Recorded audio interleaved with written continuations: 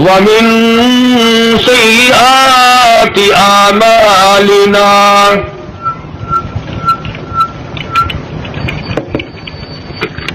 من يهده الله فلا مضل له ومن يضلله فلا هادي له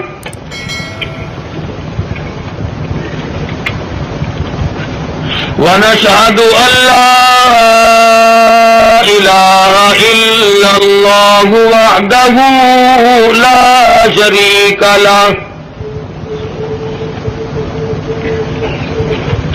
ولا نظير له ولا مثال له ولا مثل له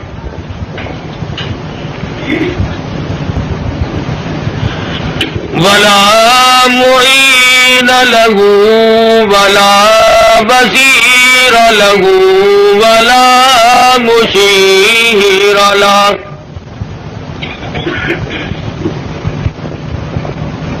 ونشهد أن سيدنا وسندنا ونبينا وشفيعنا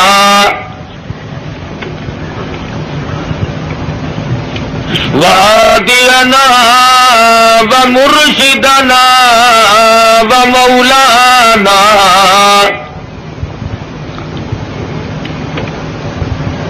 إمام الأنبياء وسيد الأنبياء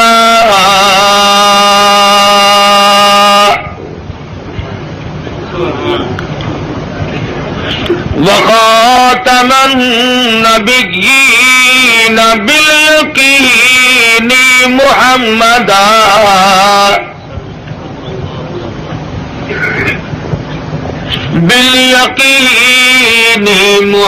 محمدا عبده ورسوله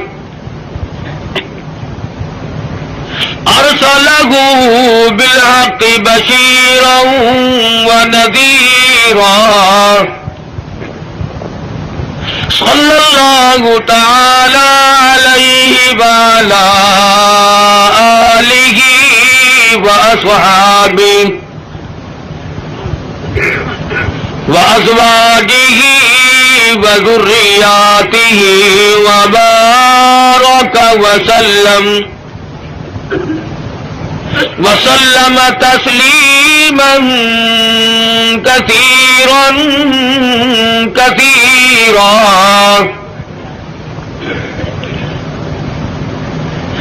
أما بعد فأعوذ بالله السميع العليم من الشيطان الرجيم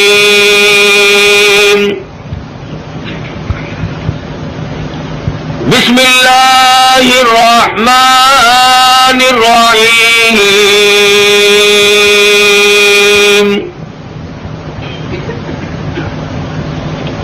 وإذ يرفع إبراهيم القواعد من البيت وإسماعيل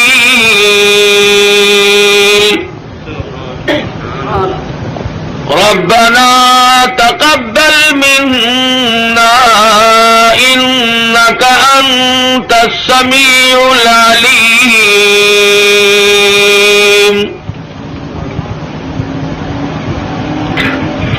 ربنا واجعلنا مسلمين لك ومن ذريتنا أمة مسلمة لك وأرنا مناسكنا وتب علينا إنك أنت التواب الرحيم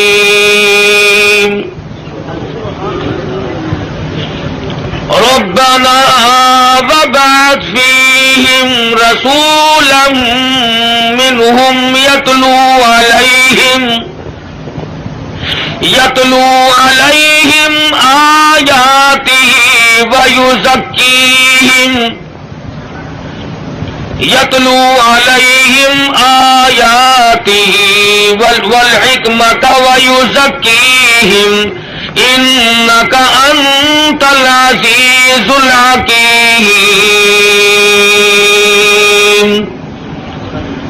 وقال النبی صلی اللہ تعالی علیہ وسلم انا سید ولد آدم یوم القیامہ.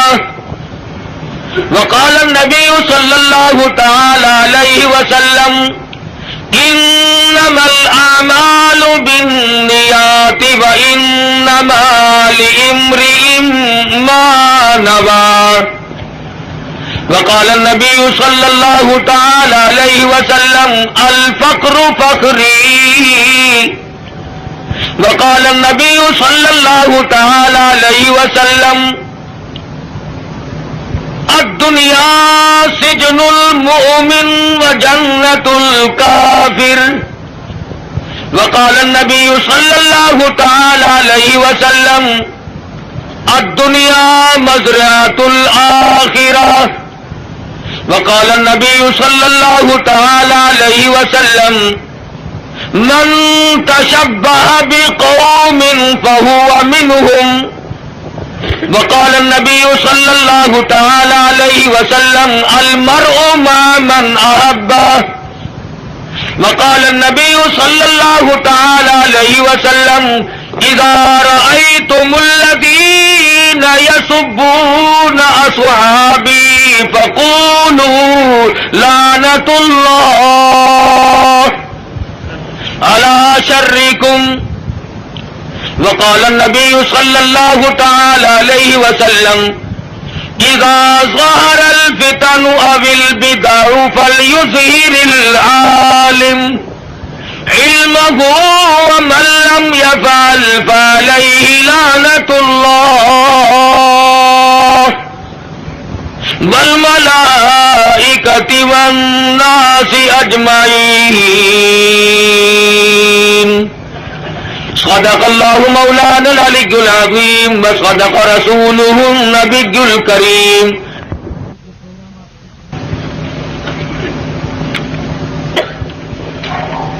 جناب صدر محترم، معزز سامعین، محترم حاضرین، ایک عرصہ کے بعد آپ کے اس قصبہ میں، شہر میں حاضری کا اتفاق اور بیان کا اتفاق ہو رہا ہے. دعا فرماؤ اللہ تبارک و تعالی جل شانہ محض اپنے فضل و کرم سے مجھے کلمات حقہ بیان کرنے کی توفیق عطا فرمائے. اور ہر مسلمان کو اللہ پاک ہر شر سے، ہر فتنے سے، ہر حادثے سے محفوظ فرمائے. اور خداوند عالم ہم سب کو اپنے فضل و کرم سے سچا مسلمان اور پکا دیندار بنائے. ہم سب کو دنیا اور آخرت کی بہتریوں سے نوازے اور ہماری بدعمالی اور ہماری روح سیاہی کو نہ دیکھے اور اپنے فضل و کرم کو دیکھ کر ہم سب کو معاف فرما دے. اس ٹیپ ریکارڈ والے کو اٹھا دو یہاں سے. پھر کہتے مولوی بڑے بد اخلاق ہوتے ہیں، خود شرم نہیں آتی؟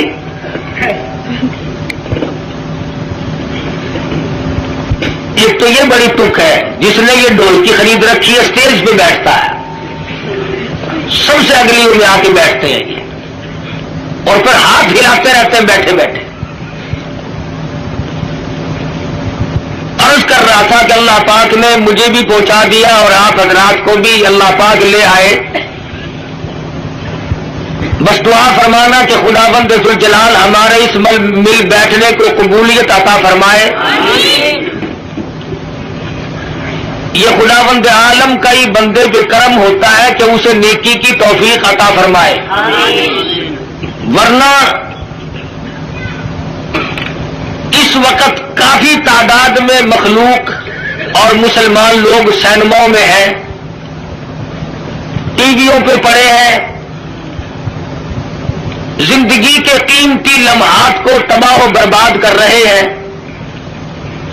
اور احساس تک بھی کبھی نہیں ہوا کہ میری زندگی کیسے گزر رہی ہے.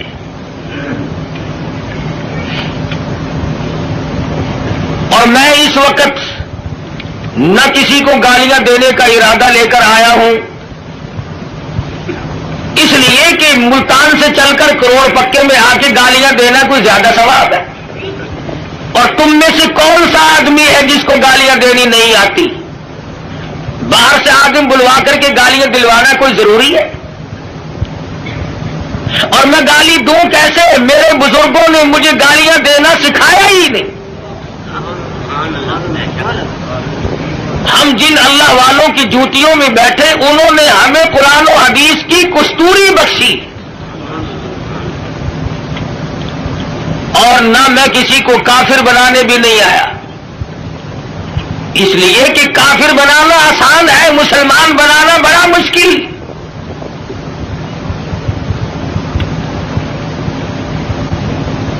کبھی کسی کو مسلمان بھی بنا کے دیکھا، نکالنا، برباد کرنا، خارج کرنا آسان ہے، کسی کو صراط مستقیم پر لگا دینا یہ بہت محنت کا کام ہے۔ حضرت شیخ الہند ہیں سب کا جو رحمت اللہ علیہ، انگریز نے زور لگایا کہ اتا ترک کو آپ کافر لکھ دیں، اس اللہ والے نے اپنی پیٹھ پہ کوڑے تو کھا لیے مگر مسلمان کو کافر نہ لکھا۔ جبر و اکراہ بھی ہوا، پریشان بھی کیا گیا، مگر صاف انکار کر دیا کرتے تھے۔ اس لیے نہ گالیاں دینا ہمارا شیوا ہے، نہ کسی کو کافر بنانا ہم لوگوں کا کوئی مقصد نہیں، بلکہ دل سے دعا ہے کہ خداوند عالم ایسی دین کی ہوا چلائے کہ پوری دنیا میں ایک بھی کافر نہ رہے۔ آمین۔ تمنا یہ ہے کہ ساری دنیا کے لوگ حضور اکرم صلی اللہ علیہ وسلم کے غلام بن جائیں، اور جو گالیاں دیتے ہیں انہیں مبارک ہو۔ اس لیے کہتا ہوں ارے مالی ندی گالی بگاڑا ہم نے کیا تیرا، ارے مالی ندی گالی بگاڑا ہم نے کیا تیرا، چمن ہے سیر کرنے کا نہ گھر تیرا نہ گھر میرا۔ کیا فائدہ اپنی زندگی کو برباد کرنے کا؟ زبان کو گندا کرو، ایمان کو کھوٹا کرو، اس سے کوئی مقصد؟ کسی کو برا کلمہ کہنا جس سے اس کے دل کو تکلیف پہنچتی ہے، ایذا پہنچتی ہے، یہ بھی بہت بڑا عظیم گناہ ہے۔ اسی کو کہتا ہے مت ستا ظالم کسی کو مت کسی کی آہ لے،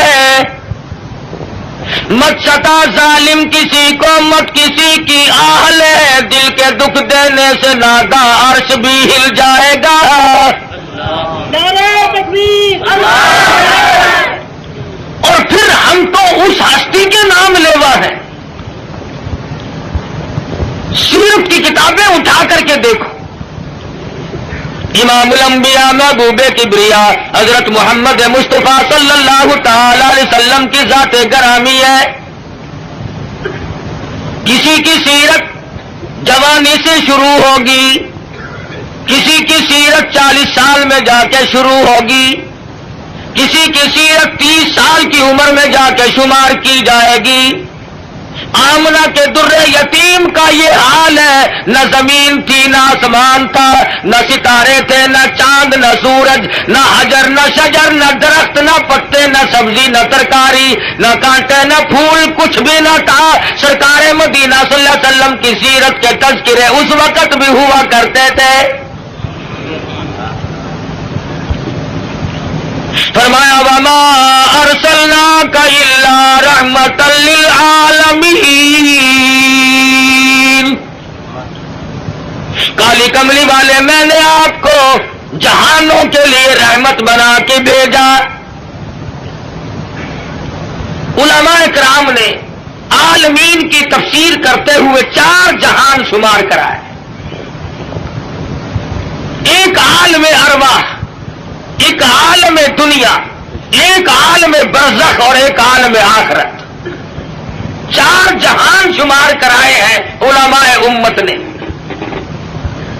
سب سے پہلا عالم اور جہان وہ عالم ارواح کو شمار کرایا گیا۔ علماء کرام نے لکھا ہے کہ تخلیق روح کے اعتبار سے سب لوگ برابر ہیں۔ جس دن ہمارے باپ کی روح پیدا ہوئی اسی دن ہماری روح پیدا ہوئی، جس دن دادا کی روح پیدا ہوئی اسی دن اسی وقت اللہ پاک نے تمام دنیا کے لوگوں کی روحوں کو یکدم پیدا فرمایا، اور اس کو اس نظام میں کوئی وقت نہیں لگا، کوئی لمبی چوڑی کارروائی نہیں کرنی پڑی، بلکہ صرف اتنا ہوا اذا قضى امرا فانما يقول له كن فيكون۔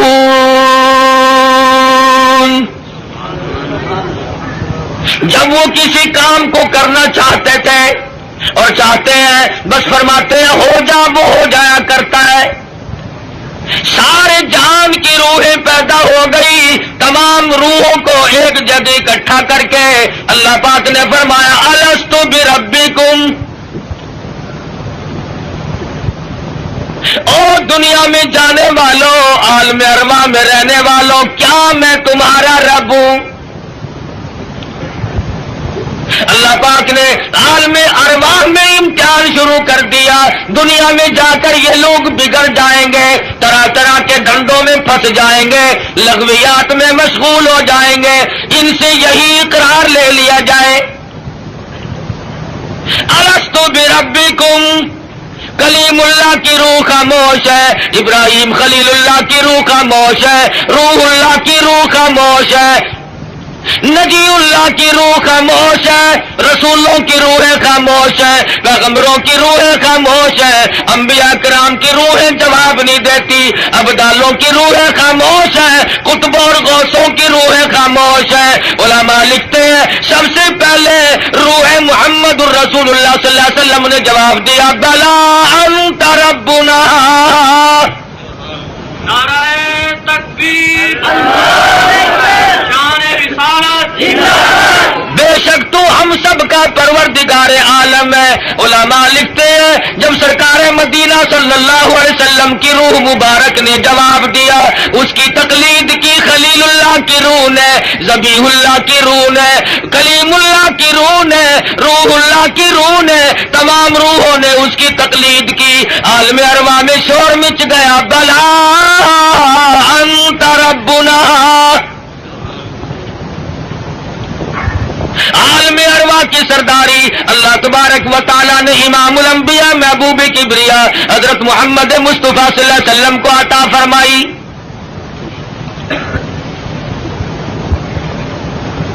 عالم دنیا کی ابتدا ہو رہی ہے، آغاز ہو رہا ہے۔ سیدنا آدم علیہ السلام کو اللہ پاک نے پیدا فرمایا، جنت میں قیام ہے، تنہائی کی وجہ سے وحشت محسوس کرتے ہیں، تنہائی محسوس ہو رہی ہے، اللہ تبارک و تعالیٰ نے ایک عورت پیدا فرما دی۔ الہی یہ کون ہے؟ یہ میں نے تمہارے لیے عورت پیدا کی ہے۔ قریب جا پہنچے، ہاتھ لگاؤں گا، لمس کروں گا، چھوؤں گا اسے، یہ میری ہے۔ آواز آتی ہے اے آدم ٹھہرو، غلطی نہ کرنا، ابھی ہاتھ لگانے کی اجازت نہیں، پیدا میرے لیے کی گئی ہے، ہاتھ لگانے کی اجازت کیوں نہیں؟ آواز آتی ہے اے آدم آپ ابو البشر ہیں، سارے جہان کے لوگوں کے ابا ہیں، یہ سارے جہان کے لوگوں کی اماں ہے، پہلے حق مہر ادا کرو پھر ہاتھ لگاؤ۔ الہی سونے کے محل دے دو، کستوری زعفران کا گارا جن محلوں میں لگا ہوا ہے وہ مکان دے دوں، سونا دے دوں، چاندی دے دوں، باغات دے دوں۔ آواز آتی ہے نہیں نہیں، پھر اور کیا دینا پڑے گا؟ آواز آتی ہے وما ارسلناک الا رحمۃ للعالمین۔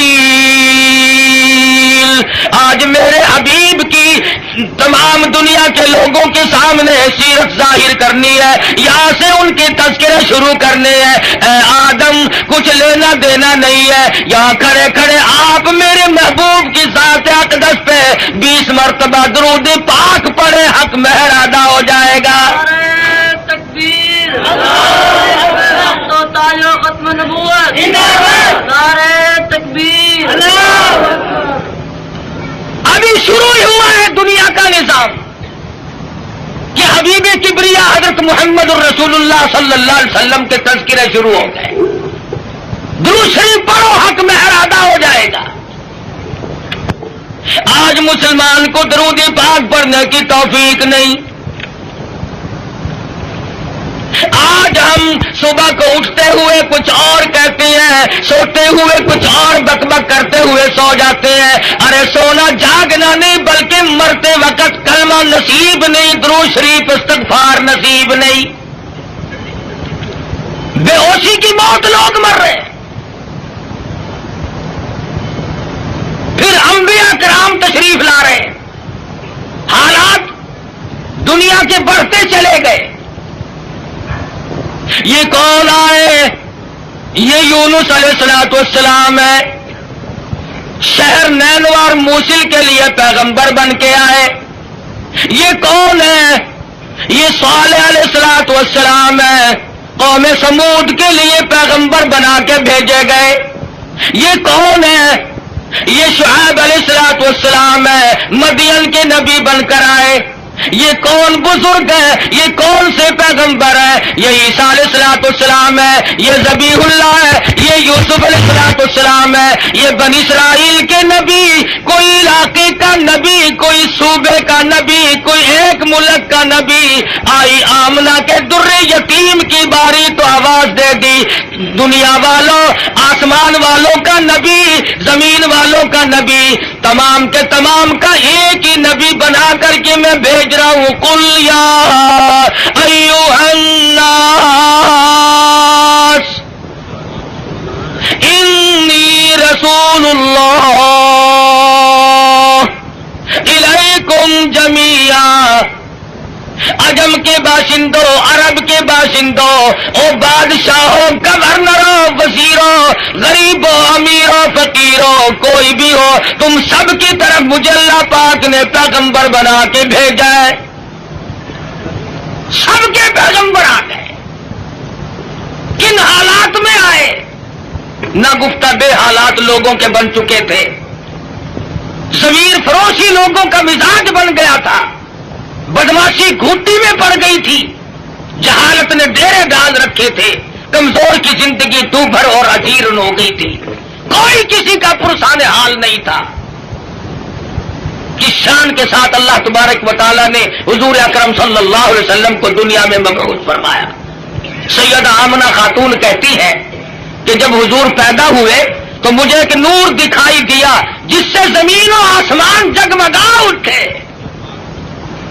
روشنی روشنی پھیل گئی، اور فرماتی ہے میرا جی چاہا کہ میں اپنے یتیم کو دیکھوں، میں جا کے دیکھنے لگی، دیکھتی کیا ہوں کہ میرے یتیم کا پیشانی اور ماتھا زمین پہ رکھا ہوا ہے، سجدہ فرما رہے۔ دنیا میں چرواگر ہوتے ہی سجدہ کیا تاکہ لوگوں کو یہ بتا دیا جائے کہ میں تو لوگوں ایک اللہ کے دروازے پہ تمہیں سجدہ کرنے سکھانے آیا۔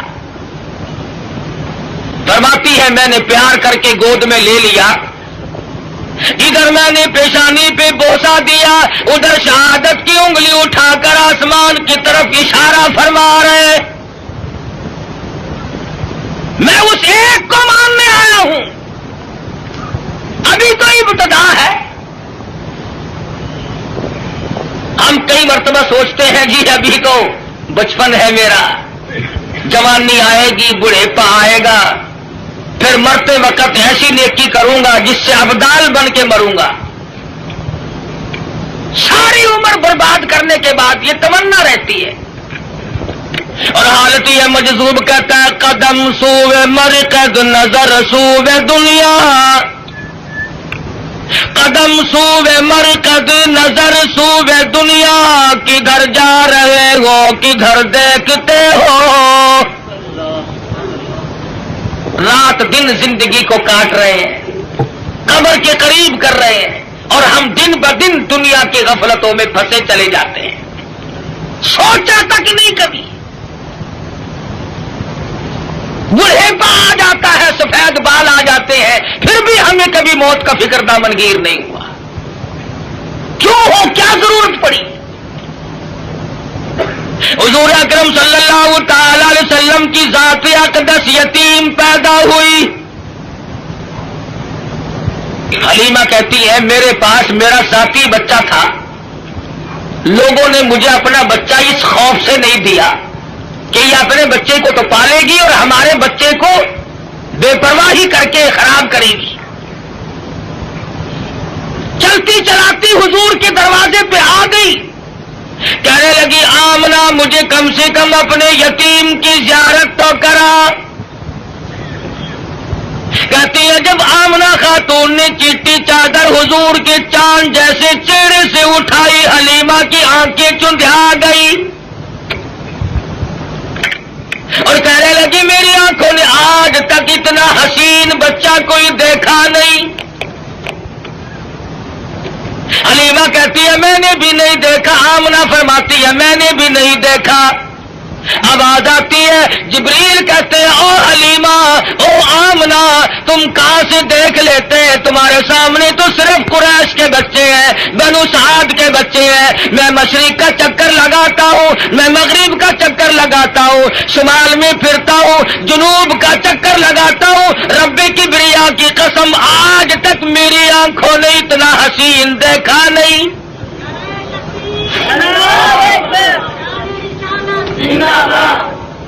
رہنے دو نعرے، آٹا بڑا مہنگا ہے۔ نہیں دیکھا۔ آواز آئی جبریل تم کیسے دیکھ لیتے؟ دنیا کے لوگ کیسے دیکھ لیتے ہیں؟ مجھے اپنی کبریائی کی قسم آج تک میں نے ایسی صورت والا کوئی پیدا کیا ہی نہیں۔ الہی اب تو آیا کریں گے، اب تو ایسے آنے شروع ہو گئے، چلو پہلے نہیں آئے تھے تو کیا بات ہے۔ آواز آتی ہے رخ مصطفیٰ ہے وہ آئینہ، اب اس جیسا دوسرا آئینہ نہ ہمارے چشم خیال میں اور نہ دکان آئینہ ساز میں۔ اب ایسے کیسے آئیں گے؟ میں نے وہ سانچا ہی توڑ دیا جس سانچے میں اس صورت کو ڈالا ہے۔ نعرہ تکبیر! اب ایسا کوئی نہیں آئے گا۔ حضرت آمنہ حضور کو حلیمہ کی گود میں دے رہی ہے، وہ بات نہ کہی جو ایک ماں کو کہنی چاہیے تھی، اپنے بچے کا خیال کرو گی، میرا یتیم لاوارث ہے، کہیں اس کی خیال کے اندر غفلت نہ کرنا، بے پرواہی نہ کرنا۔ حضرت آمنہ نے وہی بات کہی جو آخر الزمان پیغمبر کی اماں کو کہنی چاہیے تھی۔ کہتی ہے او حلیمہ میں تیرے جذبات کو تاڑ گئی ہوں، میں تیری نظروں کو سمجھ گئی ہوں، کہیں میرے بچے کی محبت کی جذبات میں آ کر اپنے بچے کو بھوکا نہ مارنا۔ اظہار شروع ہو گیا، ہمدردی کا پیغام حضور کے آتے ہی شروع ہو گیا۔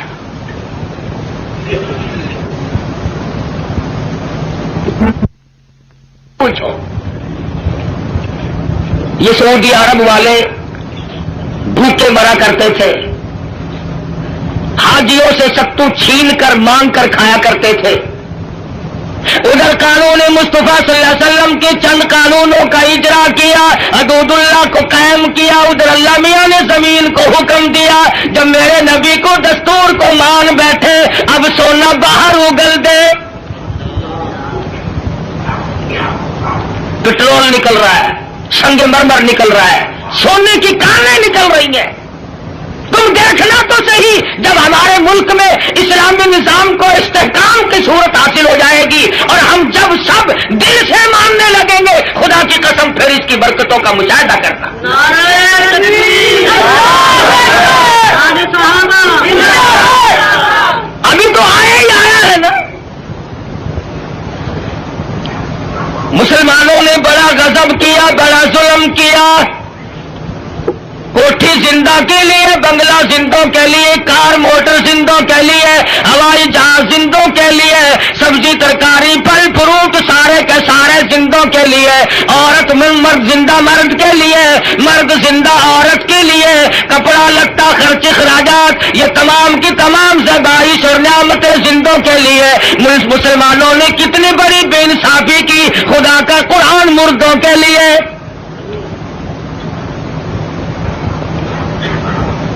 ساری عمر کبھی بنگلے میں اللہ کے قرآن کو جگہ نہ دی، تمام عمر کبھی کوٹھی میں قرآن کو جگہ نہ ملی، کبھی کارخانے میں ذکر تک نہیں آیا اللہ کے قرآن کا۔ لیکن جب کارخانے دار مر گیا، ذمہ دار مر گیا، پھر سارے علاقے کے مولویوں کو اکٹھا کر کے لاؤ، طالب علموں کو بلواؤ، مولوی جی آج تو بہت قرآن پڑھنا، اینا پڑھنا کہ تسی میرے پیو نو بہش دے وچ ٹھوک کے جانا۔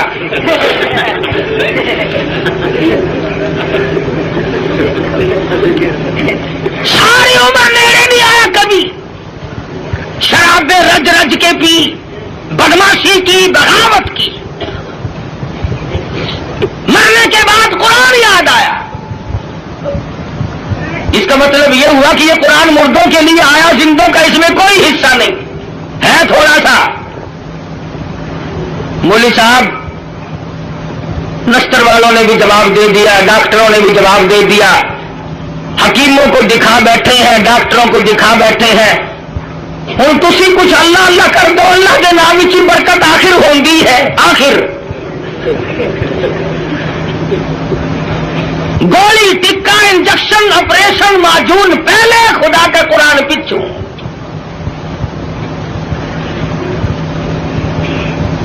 اور ہے ہم سونی سرکار دے سارے امتی۔ عقیدے کی بات کر رہا ہوں کہ ہمارے نظریات دیکھو کتنے بگڑے، ہم کہاں گئے۔ تمہیں کیا معلوم ہے، زید بن حارث رضی اللہ تعالی عنہ صحابی کہتے ہیں میں مدنی کریم صلی اللہ علیہ وسلم کی ساتھ تھا، حضور جب طائف میں تشریف لے گئے، سرداروں کو اللہ کا قرآن سنایا، توحید کا پیغام پہنچایا، انہوں نے تو انکار کر دیا۔ طائف کے امیروں کے، غریبوں کے، شریر بچے جھولیاں پتھروں کی بھر کے سرکار مدینہ کے پیچھے لگ گئے۔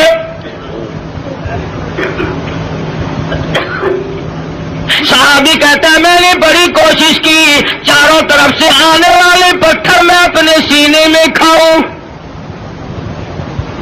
اور لوگوں وہ کتنے متبرک قسم کے لوگ ہوں گے جو سرکار مدینہ کی طرف آنے والے پتھر اپنے سینے پہ کھا رہے تھے۔ صحابی کہتا اچانک میرے کانوں میں، حضور کی پنڈلی میں، حضور کے ٹخنوں میں کڑاک کڑاک کر کے پتھر لگنے کی آواز آنے لگی۔ اتنا صدمہ عظیم پہنچا، حضور کو اتنی تکلیف پہنچی۔ صحابی کہتا میری آنکھوں نے دیکھا حضور چکر کھا کر زمین پہ بیٹھ گئے۔ ایسی اعلیٰ درجے کی صورت، ایسی سیرت والا، ایسی صورت پہ آج لوگ پتھر مار رہے ہیں۔ صحابی کہتا حضور 4 مرتبہ بیٹھے، باہر تشریف لے آئے، حضور کے سائے میں قیام پذیر ہوئے۔ میری آنکھوں نے دیکھا پنڈلیوں سے لہو بہ رہا ہے، قدم مبارک زخمی ہے، نالین مبارک لہو میں تر ہے۔ میں دیکھ رہا تھا حضور اس وقت کیا فرمائیں گے۔ صحابی کہتا ہے حضور نے دامن پھیلایا اور آسمان کی طرف چہرہ انور اٹھایا اور فرمانے لگے او مالک کائنات، اور زمین و آسمان کے مالک، دیکھ لے میرا کیا حال بن گیا، اب تو مجھ سے راضی ہو جا۔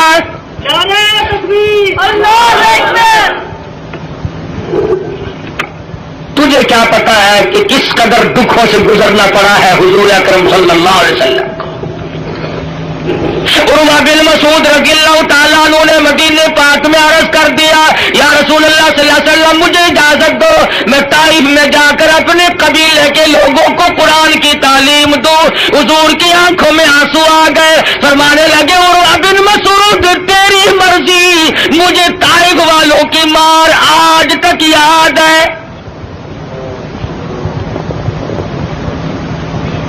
بیت اللہ میں دنیا سجدے کرتی ہے, اپنے اپنے عقیدے کے مطابق عبادت کرتی ہے.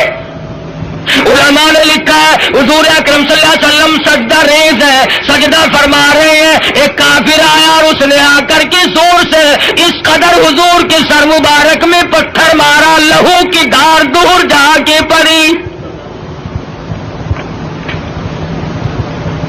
کب نہ دکھ پہنچے, نماز تک نہیں پڑھنے دیتے. گلیوں میں, بازاروں میں, چوکوں میں مار پڑ رہی ہے. صحابی کہتا ہے کہ میں اس وقت تک مسلمان بھی نہیں بنا تھا.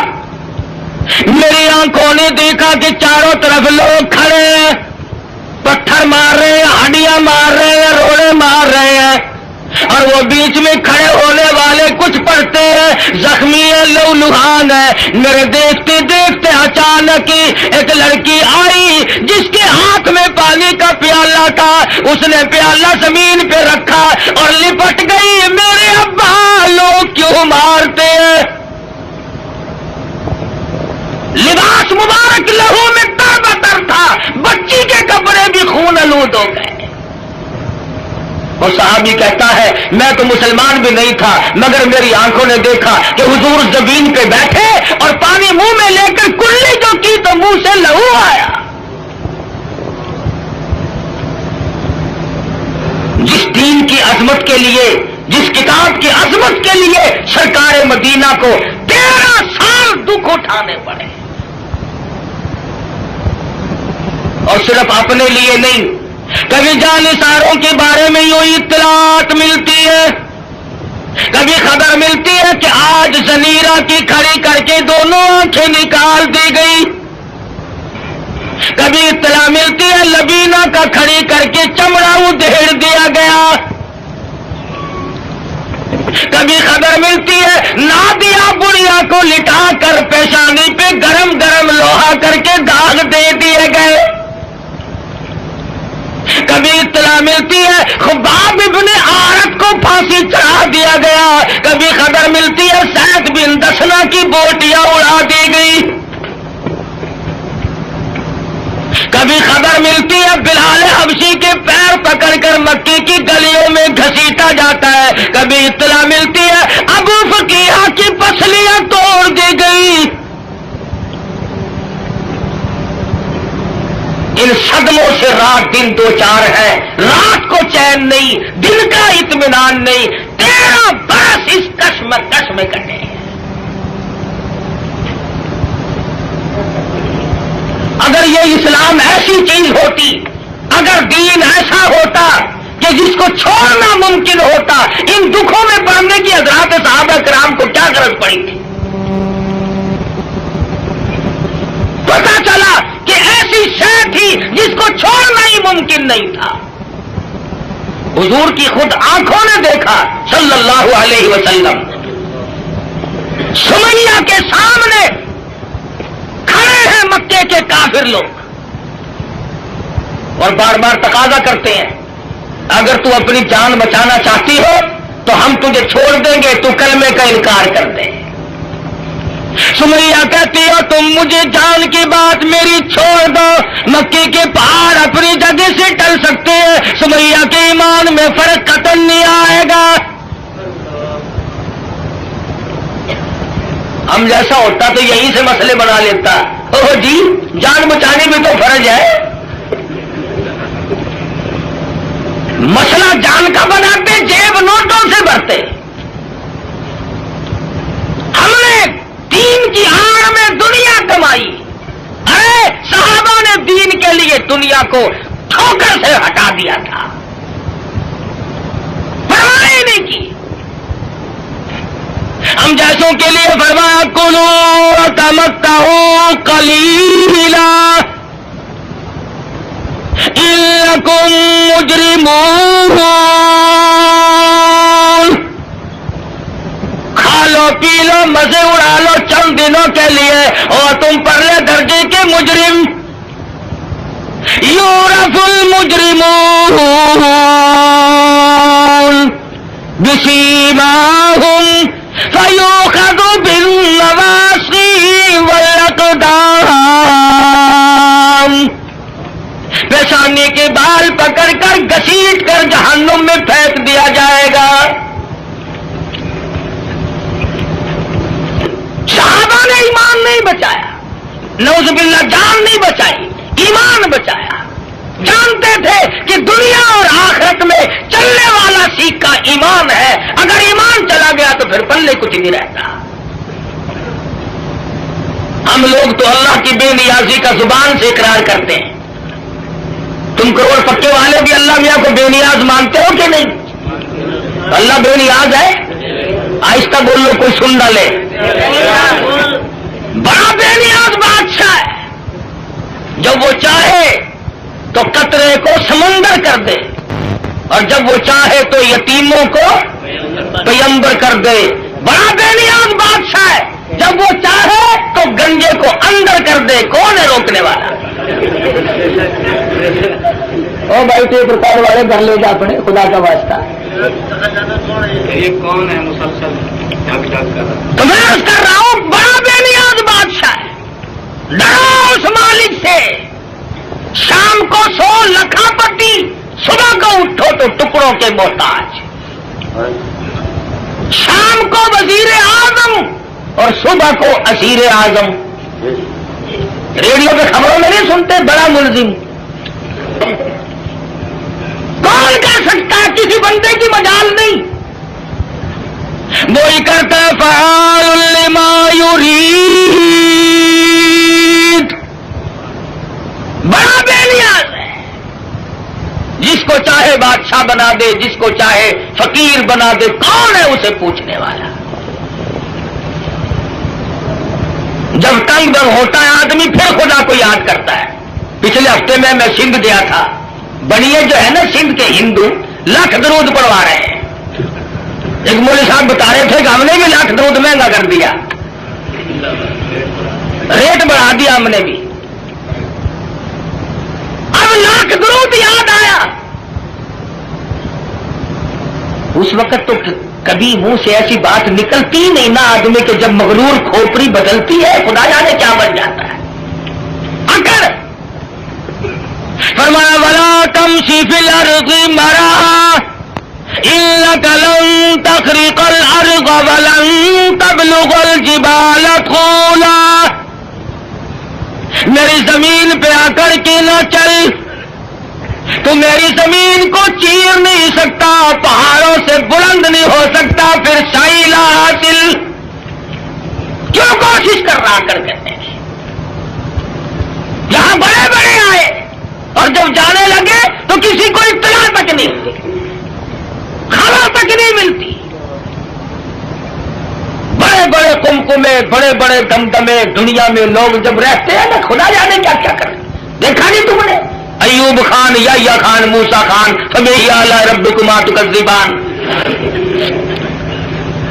کھیل نہیں لینے دی کسی نے۔ اسلام کا نام استعمال کیا سب نے، آیا اسلام، آیا اسلام، لینا نہ دینا کچھ بھی نہیں۔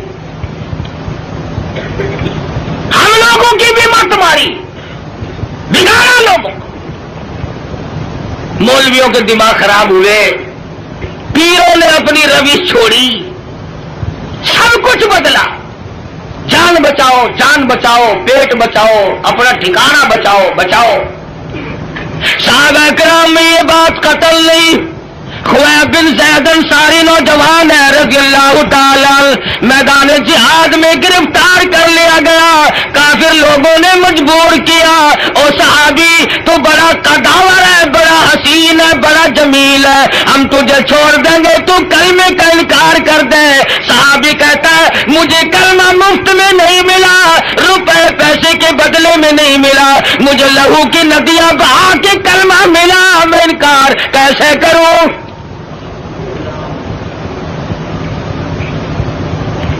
کافر کہنے لگا دائیں ہاتھ کی چھوٹی انگلی کو کاٹ دو، ایک انگلی کاٹی پھر پوچھا، دوسری انگلی کاٹی پھر پوچھا، تیسری انگلی کاٹی پھر پوچھا، چوتھی کو کاٹ دیا، 5 انگلیاں اڑ گئی، ہاتھ کی بائیں ہاتھ کا نمبر آ گیا، ایک ایک کر کے انگلی اڑا دیا، پیروں کی انگلیاں کاٹی سب سے پہلے، دونوں پیروں کی 10 انگلیاں اڑا دی، اور صحابی سے پوچھا بتا تیرا کیا پروگرام ہے؟ صحابی کہتا ہے وَلَا تَقُولُوا لِمَن يُقْتَلُ فِي سَبِيلِ اللَّهِ أَمْوَاتٌ بَلْ أَحْيَاءٌ وَلَكِن لَّا تَشْعُرُونَ۔ میرا یہ پروگرام ہے، جب سے میں نے قرآن پڑھا، جب سے میں نے قرآن سنا، میں تو متمنی ہوں اس بات کا اللہ کی راہ میں میری جان چلی جائے۔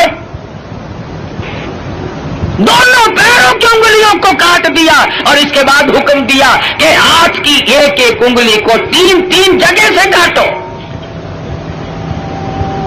ہاتھ کی پیروں کی 20 انگلیوں کو اڑا دیا گیا۔ اور لوگوں یہ صحابی لوہے کا نہیں، پتھر کا نہیں، پلاسٹک کا نہیں، میرے تیرے جیسا آدمی تھا، تو ایمان کا کتنا قدردان ہے، قتل پیچھے ہٹنے کو تیار نہیں۔ 20 انگلیاں کٹنے کے بعد بھی صحابی سے پوچھا ہے کیا پروگرام ہے؟ صحابی کہتا میرا پروگرام تم پہلے سن چکے ہو، میں تو ان لوگوں میں سے ہوں وَمِنَ النَّاسِ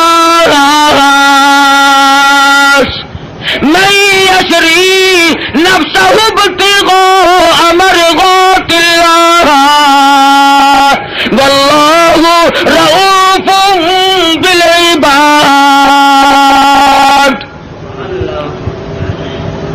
میں نے تو اللہ سے سودا کر رکھا ہے، جان اس کی ہے، اس کی رضا میری ہے، میں نے تو اس سے سودا کر لیا، جان نہیں بچائی۔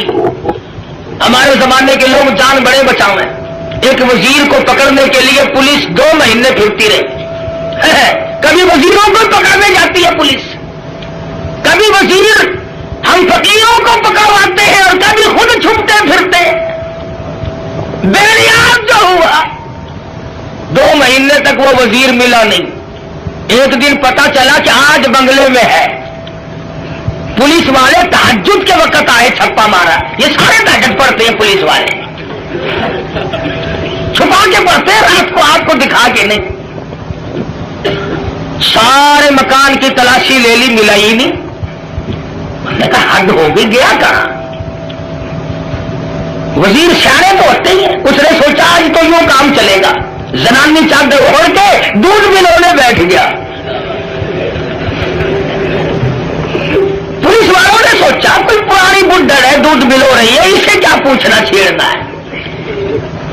اللہ بڑا بے نیاز ہے، وہ ڈھونڈتے پھر رہے تھے نا، کھانسی اٹھ کھڑی ہوئی، پولیس والے کہنے لگے کہ کھانسی مردانی کام زنانہ قصہ کیا ہے یہ؟ چادر اٹھا کے دیکھا تو شیخ رشید دودھ ملو رہا ہے۔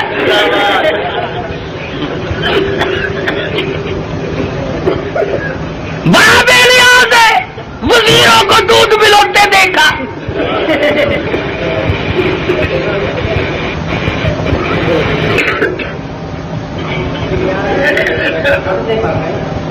مرضی ہے نا اس کی، دماغ خراب ہو جاتے ہیں لوگوں کے۔ یہ رامے نہیں، رامے جانتے ہو رامے کو؟ پنجاب کا وزیر اعلیٰ تھا، پچھلے دنوں میں حاصل پور منڈی میں تقریر کی، کہنے لگا میں ان مولویوں کے پیٹ پھوڑ کے حلوہ نکال کے چھوڑوں گا، پیٹ پھوڑ کے۔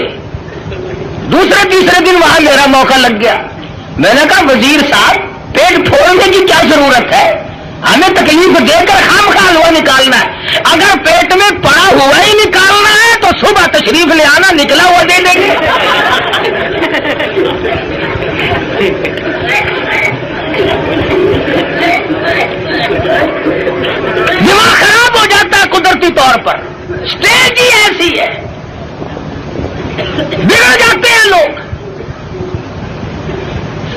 پاک سے ڈرنا چاہیے، بڑا بے نیاز ہے۔ شیخ سعدی سب کہہ دو رحمت اللہ علیہ لکھتے ہیں کہ اپنے زمانے کا ایک شیخ تھا، امیر ترین آدمی، سردی کا موسم، ٹھنڈی ہوا چل رہی ہے، بارش برس رہی ہے، میاں بیوی بیٹھ کے کھانا کھا رہے ہیں، بڑے خوش ہیں، مشغول ہیں، رات کی ٹھنڈی ہوا، بارش بھی ہے، کافی رات بیت چکی ہے، کسی نے دروازے پہ دستک دی، اللہ نام پہ 2 روٹیوں کا سوال کرتا ہوں۔ بابو جی ناراض ہو گئے، دن میں تو چین لینے دیتے ہی نہیں، رات کو بھی نہیں چین لینے دیتے، چلو نا یہاں سے، کون ہے؟ کہنے لگا بابو جی جو روٹیاں کتے کو پھینکتے ہو، جانوروں کو ڈالتے ہو، وہی مجھے دے دو، 3 دن کی بھوک نے مجھے تنگ کر دیا ہے، اس لیے رات کے اندھیرے میں، بارش میں، ٹھنڈی ہوا میں اس بھوک کی مجبوری کی بنا پہ آیا ہوں۔ بابو کو غصہ لگا، دروازہ کھولا، یہ جو تم غریب قسم کے لوگ ہو، تمہارے دروازوں سے فقیر آٹا لے جاتے ہیں، ٹکا پیسہ لے جاتے ہیں، چائے پی جاتے ہیں، اور یہ جتنے بڑے بڑے ہیں ان کے یہاں سے تو فقیروں کو بھی ٹکڑا نصیب نہیں، مال تو ان کا بھی کھاتے ہیں، مگر 2 قسم کے لوگ، ڈاکٹر اور کنجری۔ ڈاکٹر کھاتا ہے، مولوی صاحب دعا کرو میرے لیے، 100 روپے کا ٹکا روزانہ لگتا ہے، اللہ کرے 500 کا لگے۔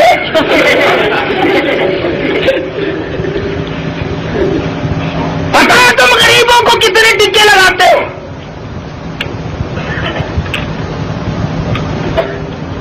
وہ ایک فقیر ڈی سی کی کوٹھی کی طرف آ نکلا، سنتری کھڑا تھا، کہنے لگا تو کون ہے؟ وہ کہ جی فقیر ہوں، خیرات لینے آیا ہوں۔ اور تمہیں پتا نہیں ڈی سی کی کوٹھی ہے؟ اگلا نے اندر کر دینا، تو جی توبہ میری، میں مڑ کے اس پر سے کدے نہیں آنا۔ کون جائے؟ بابو جی کو جلال آیا، غصہ آ گیا، دروازہ کھولا، باہر آ کر کے اس فقیر کے منہ پہ تماچے مارے۔ تو تنگ کرنے کہاں سے آ گیا؟ پہلے اس نے اس کے دروازے پہ صدا کی تھی، پھر اس مالک الملک کے دروازے پہ صدا کر دی، اور میرے مالک واللہ الغنی وانتم الفقراء، تو غنی ہے، سارا جہان تیرے در کا محتاج ہے، فقیر ہے، اور میرے معبود میں فقیر خود نہیں بنا، یہ امیر خود نہیں بنا، مانگی روٹی ملے تماچے تیری مرضی۔ وہ تو سب کی سنتا ہے، لگا کاروبار میں گھاٹا پڑنے، آج یہ دکان گئی، کل وہ کارخانہ گیا، گھٹتے گھٹتے ٹکڑوں کا محتاج ہو گیا۔ کیا کمی ہے اس کے یہاں گھٹانے اور بڑھانے کے لیے؟ رشتہ دار، عزیز و اقربا، یہ اسی وقت تک ہے جب تک گاڑی چل رہی ہو، رک جائے پھر کوئی کسی کا اس دنیا میں نہیں بنا کرتا۔ اچھا بھلا کام چل رہا ہو، سب کہتے ہیں میرے چچا لگتے ہیں، یہ میرے ماموں جان ہے، یہ میرے تایا جی ہے، اور پلے نہیں ہونا کہ یہ کون ہے، تم اسے پہچانتے ہو؟ میں نے کی پتا خبر کون پھرتا ہے۔ گاڑی جو رک گئی، بالآخر یہاں تک گھٹا، ٹکڑوں کا محتاج ہو گیا۔ بیوی کہنے لگی اب تو تیرے پاس روٹی کا بندوبست بھی نہیں، مجھے طلاق دے، میری جان چھوڑ۔ وہ بھی طلاق لے کر چلی گئی، اس نے جا کر کسی دوسری جگہ شادی کر لی، جس جگہ اس نے جا کے شادی کی ہے یہی عورت اور رشتہ خامن، اتفاق ایسا بنا وہی موسم ہے، سردی کا موسم ہے، ٹھنڈی ہوا چل رہی ہے، بارش برس رہی ہے، رات کا وقت ہے، کھانا کھانے کے لیے ہاتھ دھو کے بیٹھے ہیں، کسی نے دروازے پہ دستک دی، اللہ نام پہ 2 روٹیوں کا سوال کرتا ہوں۔ وہ اس کا خامد کہنے لگا کہ ہم نے تو دوپہر بھی کھائی تھی، یہ جو اس سردی میں آیا ہے خدا جانے کب کا بھوکا ہے، یہ سارا کھانا جا کے دیا، ہم تو اور پکا لیں گے، یہ خامخواہ آوارہ پھرنے کا ٹائم نہیں، شدید سردی ہے، بارش برس رہی ہے، بھوک نے بےتاب کیا غریب کو۔ عورت کھانا دینے گئی، واپس آئی تو روتی ہوئی آئی، خامد نے پوچھا کیا بات ہے تم ڈر گئی؟ کہنے لگی نہیں نہیں، گھبرا گئی، کہتی ہے نہیں نہیں، پھر کیا بات ہے روئی کیوں؟ عورت کہتی ہے اس مالک کی بے نیازی کو دیکھ کر مجھے رونا آ گیا، جس فقیر کو کھانا دے کے آئی ہوں اس فقیر کو میں نے پہچان لیا، اسے میں نے جان لیا، کیا بتاؤں، اپنے زمانے کا بہت بڑا سیٹھ امیر آدمی تھا اور وہ میرا پہلا خامن تھا، آج میرے دروازے پہ ٹکڑے مانگنے آیا۔ خامن کہنے لگا اگر تم تسلی سے سنو اور گھبراؤ نہ تو کوئی راز کی بات تمہیں میں بھی بتا دوں۔ عورت کہنے لگی کیا بتاؤ گے؟ خامن کہتا ہے رب کبریا کی قسم میں وہی فقیر ہوں جس کو تیرے خامد نے تماچے مارے تھے، وہی ہوں میں، آج میری جگہ وہ ہے اس کی جگہ میں ہوں، فعال لما یرید، بڑا بے نیاز ہے، کون اسے روکے کون اسے ٹوکے، سارا جہان اس کے لیے، یا ایھا الناس انتم الفقراء الی اللہ واللہ هو الغنی الحمید۔ تمام بادشاہ ہو، وزیر ہو، امیر ہو، غریب ہو، سب اس کے دروازے کے محتاج ہیں۔ تو بات کر رہا تھا نبی کریم صلی اللہ علیہ وسلم کے ایک دیوانے کی، ایک پروانے کی، جس کے ہاتھوں پیروں کی 20 انگلیاں کٹ گئی، لہو بہ رہا ہے، مجال ہے، صحابی گھبرایا۔ بالآخر لکھا ہے کہ صحابی سے پوچھنے کے بعد میں پیروں کی طرف سے ٹوکا کرنا شروع کر دیا، گھٹنوں کے قریب پہنچے تو صحابی شہید ہو گیا، جان دے دی، ایمان نہ دیا، ضمیر نہ دیا، اپنے دل کے جو ارمان تھے ان کا سودا نہ کیا، سب کچھ دے دیا، جان کے ٹکڑے ہو گئے، قیمہ بن گیا، مگر ذرہ برابر صحابی گھبرایا نہیں۔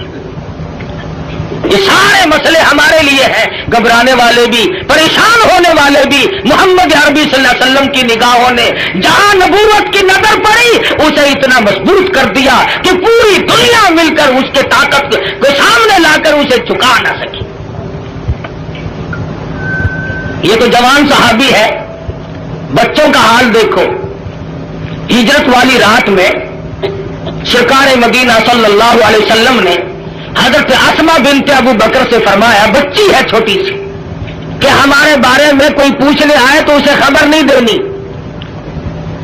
ابو جہل آیا، عتبہ آیا، شیبہ آیا، بڑے بڑے بہادر چودھری مکے کے رئیس آ کر اکٹھے ہو گئے، حضرت اسما سے کہنے لگے بتا تیرا بار تمہارا نبی کہاں ہے؟ اسما کہتی ہے تم پوچھ نہیں سکتے، بچی ہے ذرا سی، نہیں پوچھ سکتے، تمہارے بس کا روگ نہیں ہے۔ ساتھ والے کہنے لگے اور بچی تجھے بتانا پڑے گا ورنہ یہ مارے گا، اور صرف بات نہیں ہوئی، ابو جہل نے اسما بنت ابو بکر کے سر کے بال پکڑے، گما کے پتھر میں دے کے مارا، ادھر پیشانی نوک دار پتھر میں لگی